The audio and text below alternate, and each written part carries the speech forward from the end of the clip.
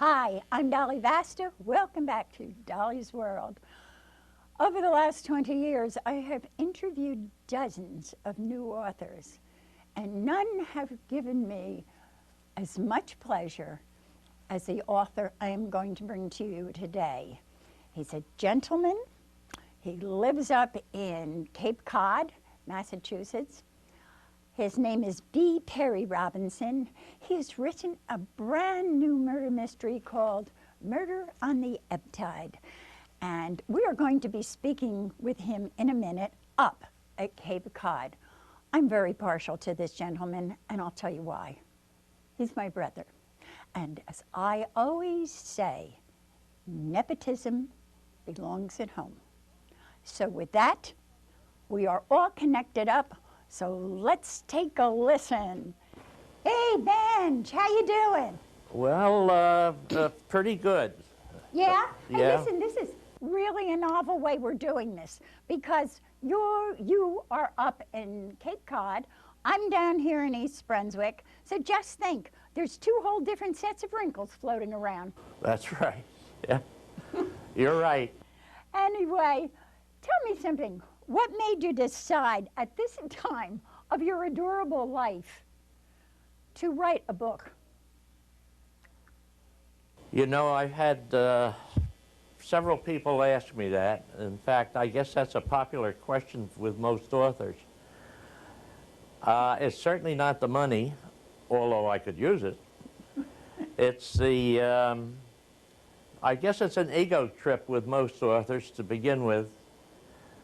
But deeper down than that, I think that the real reason is I wanted to leave something for posterity. Barbara has her paintings. You have your film clips. You have your programs from when you were doing your show business acts. I really had nothing to leave except a lot of dull humor at times. So I thought that I would take advantage of 80 years of living and put it down on paper. And of course, in that interim period of time, I've come to know a lot of people, both here and on the Cape and in Florida.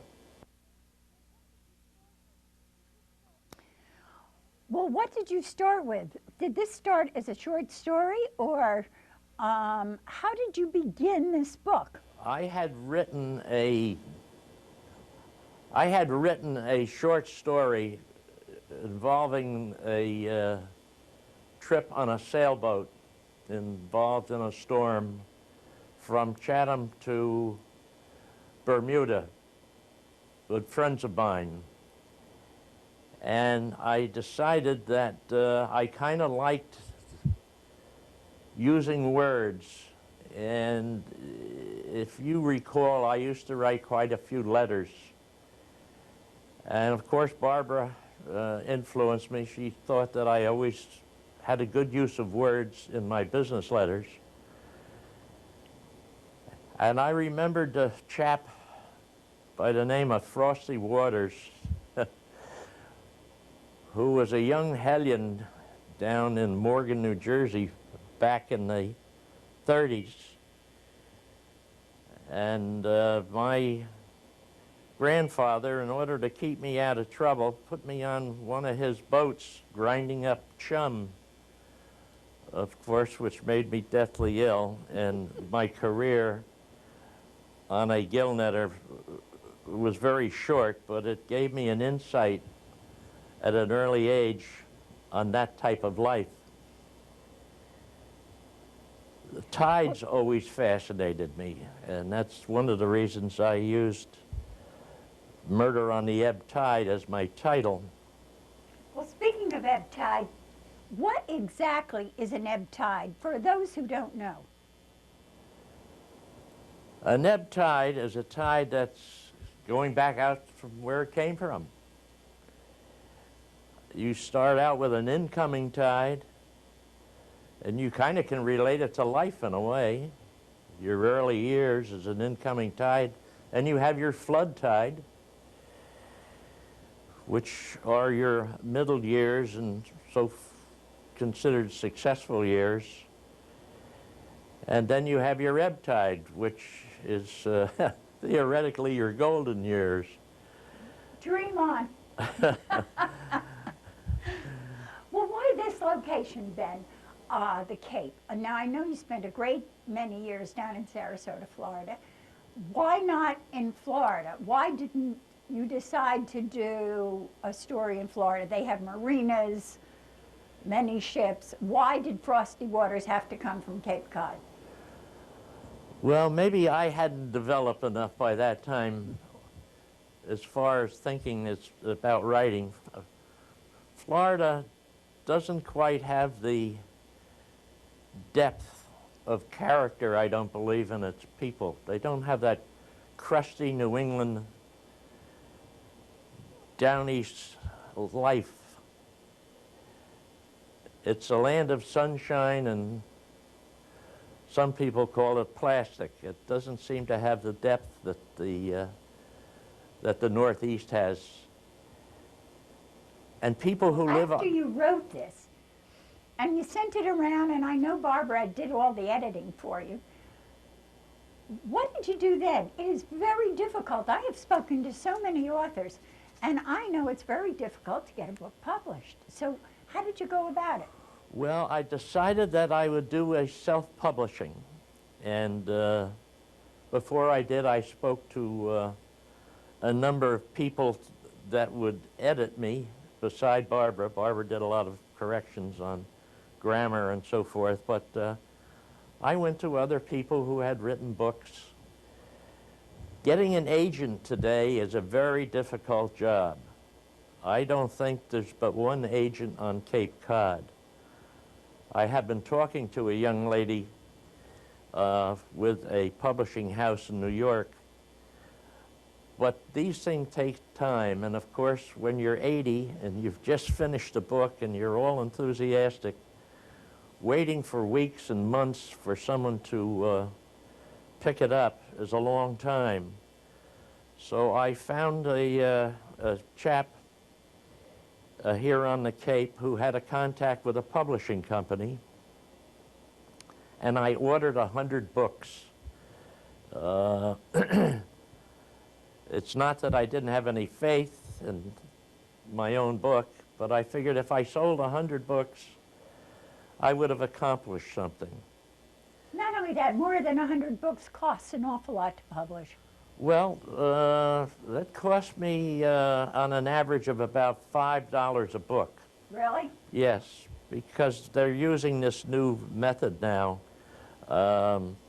And please don't let me get into detail on it because I can't.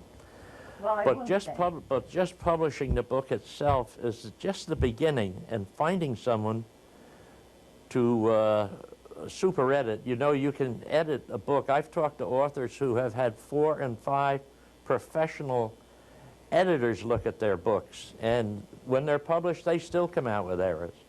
I just found, for example, that the word father, you don't capitalize it unless it's in reference to a religious situation.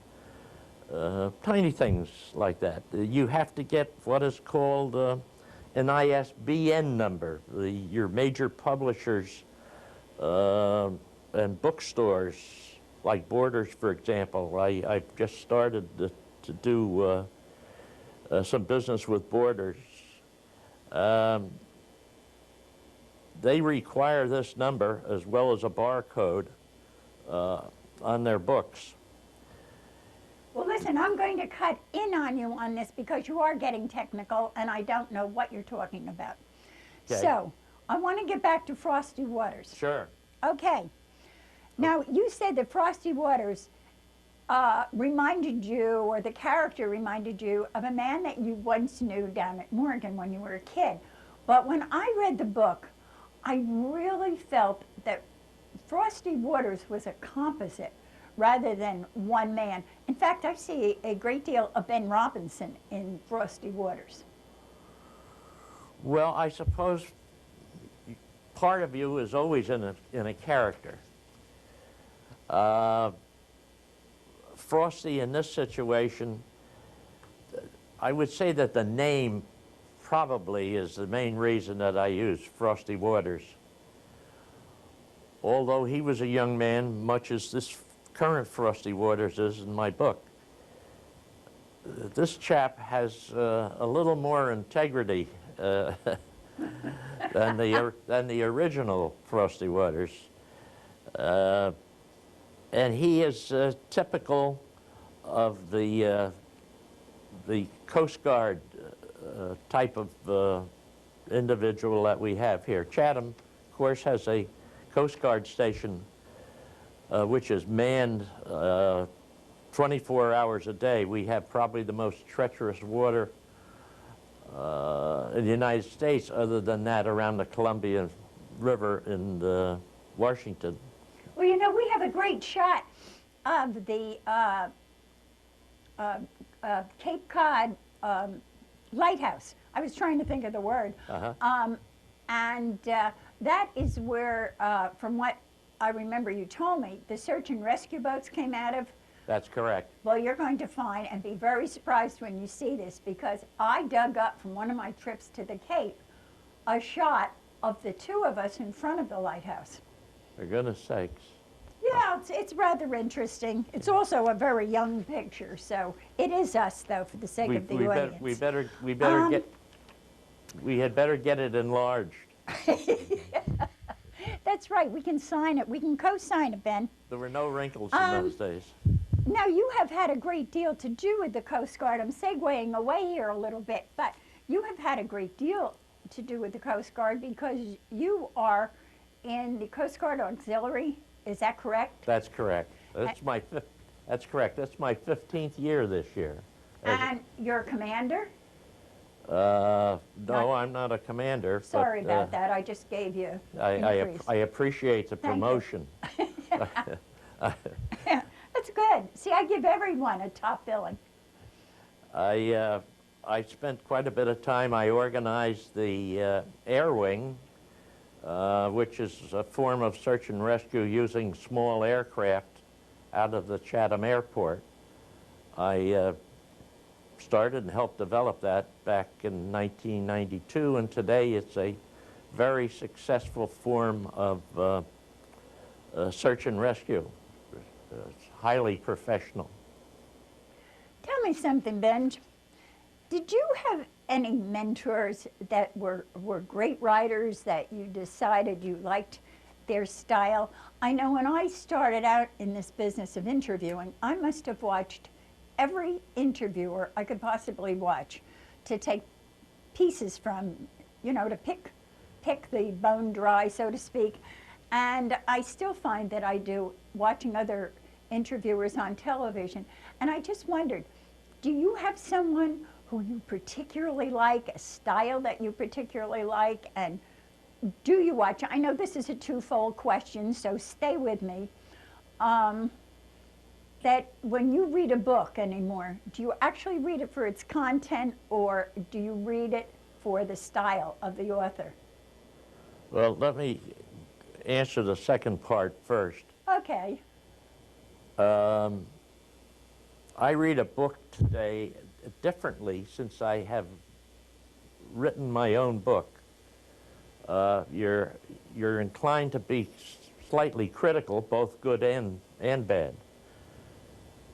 My objection to a lot of books, and probably one of the reasons why mine is relatively short in comparison to some of the novels, mystery novels that are on the market, is I try to eliminate a lot of the superficial descriptions of clothing worn, food eaten, things that were used as a filler in the book. So my style is more on the order of a reporting type. I try and keep my sentences short, with always pointed toward the object of the book. As far as having a favorite author, that I have copied. It may sound vain, but I really haven't tried to copy anyone. I've had this style of writing going back to when I was writing sports stories for the Elizabeth Daily Journal when I was back in Roselle High School.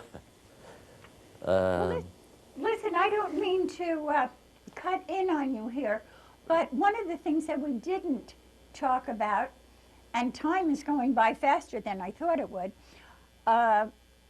is what exactly, we've talked about Frosty Waters, and I know you have another character, a four-legged character who I fell in love with, named Punch, the dog. But That's my favorite, Punch.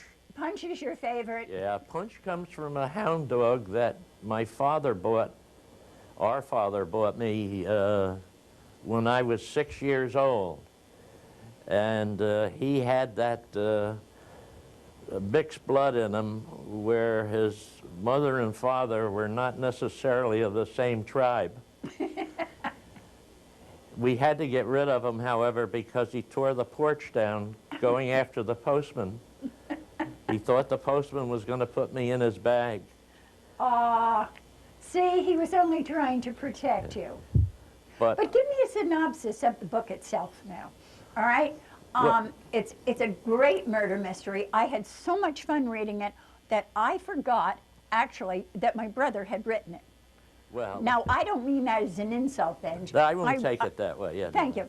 I meant it that let me it just give you became, I couldn't put it down. And I reread it again the other night, knowing we were going to do this interview. And believe it or not, I enjoyed it more the second time. But it has such a premise to it. So, and it's really 2 or 3 stories into one murder mystery. So it's not just one tiny little book. So, but give us, I know what it is, but you give it to us. What is, the synopsis of the book itself? Well, it's about Frosty Waters, who's a retired U.S. Coast Guardsman, and he becomes involved in the murder of a popular shell fisherman in the town of Chatham on Cape Cod, of course.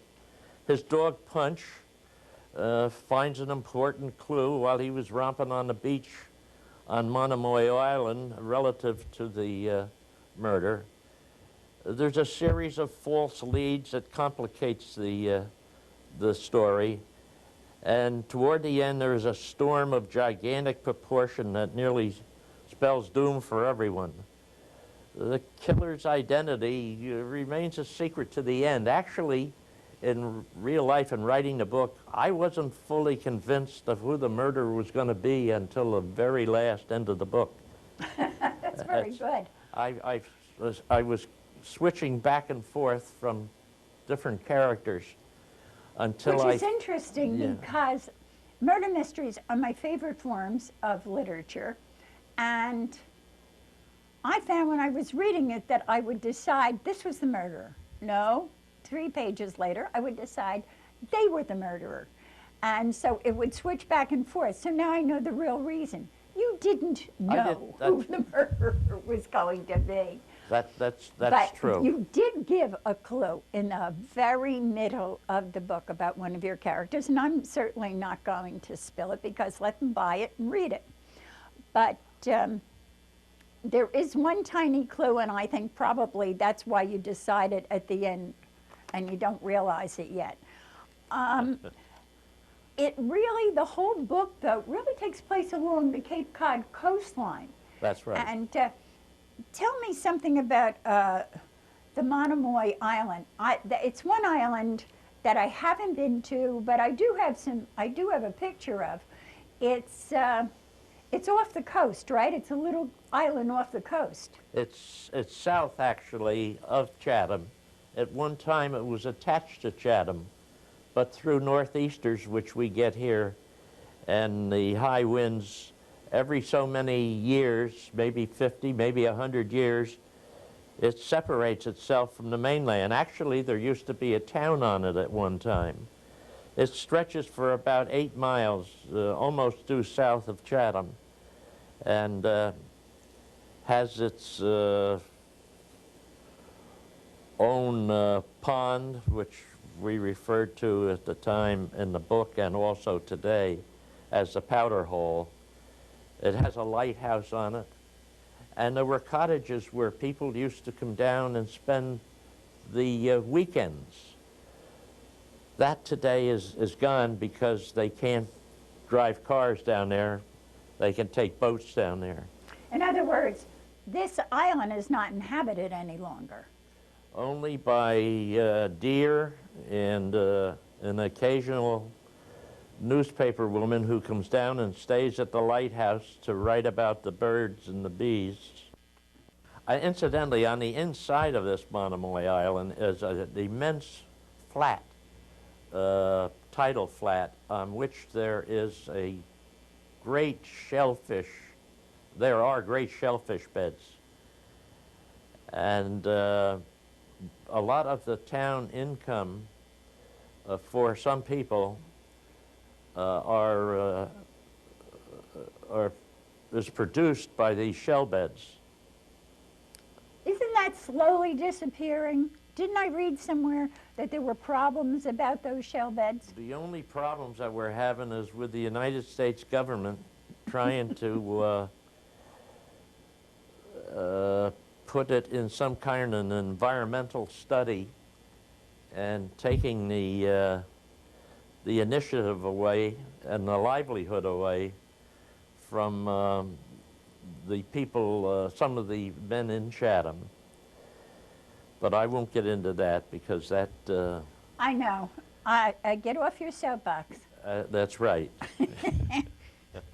I must tell everyone, too, that we totally disagree philosophically on politics and almost everything. As close as we've been over the years, we agree on very few things. But that's okay. Tell me, are you going to write any more books? Is this the first of the series? Is Frosty Waters now going to take off, such as Murder, She Wrote did? I never thought you'd ask me. I'm into a new book called The Mystery of Wing Island. Wing Island is an island that was inhabited thousands of years ago by whatever tribes or aborigines were around. They have found some arrowheads and things that are 6,000 years old on it. And I'm doing this is on the bay side. This is opposite where Chatham is. And Frosty Waters and his intended Betsy. And right, there's a love story there too. And some of the other characters that are in Murder on the Ebb Tide are also becoming involved. But there is a different slant on this one. We're getting into, I'll tell you this much, we're getting into a drug scene, which is going to be unique as far as its characteristics are concerned. So it will be more of, will it still be a murder mystery? Oh, it's very definitely a murder mystery. A man is, let's say, annihilated within the first 10 pages. Well, I think he was gone in the first few of this one. Yes, this is the way I get rid of my enemies. Well, you know, I put them in a book and shoot them. Subconscious thinking. Listen, before we do end this, yes. and it will come to an end rather fast as I'm getting some signals here. Yes, dear. I know you said you were 80. See, I never mentioned your age. I was nice. I will be 81 on April the 15th. What do you want to do? Do you want to keep on writing? What are your plans? I ask this of everyone. Well, if you could do anything in the world you wanted. My first plan is on living beyond 80. I have a lady down the street that prays for me every day, and I'm trying to keep her alive because I figure as long as I keep her alive, she's going to keep me alive. Oh, that's true. Unless you could start praying for yourself, Ben, and that's always another choice you have. I can't comment on that either. That would be another argument, I am sure. But I appreciate you talking to me today. Oh, this has been so much fun, and I And, know both of us were a little nervous about it because of the setup that we've got, and will everything match? And but you know something? If you don't try it, you'll never know whether you can do it or not. That's right, and that's how I got involved in the book. Well, you've written some very beautiful poetry because I have some at home. And although this is not yours, and hopefully, if you don't mind, I want to read the last bit that you have that closes this book out. And I love this. It says, "My love lies in the gates of foam, the last dear wreck of shore. The naked sea marsh binds her home, the sand her chamber door." And if you really think about that, that's really something. It was sort of apropos with the book, I felt. Very much so. Well, Benji, I just want you to know how proud of you I really am. I've been teasing you. I needle you all the time on the telephone, but I am so proud that you have written this. I've always known you had it in you ever since I read all those letters to Mother many years ago, telling her to please take me out of dancing school. It was no career for a woman. And I have just, I don't know, I just glowed when I read the book. And it's been wonderful talking to you. It's been nice talking to you too, and I refuse to cry. Please don't cry. It really slobbers up the lens of the camera. To all of my audience out here, I thank you for tuning in. I hope you enjoyed it. I hope you go out and get the book. Go to the library, ask them to order it for you. It's called Murder on the Ebb Tide by B. Perry Robinson, and it's a delightful book. You'll have a good time with it. And my thanks to Terry and his crew at C3 TV in Yarmouth, Cape Cod. It's been grand, and you guys have been really great to work with. And of course, my crew is also a wonderful crew, Dave and Pete. To all of you out there, I'll see you all next month.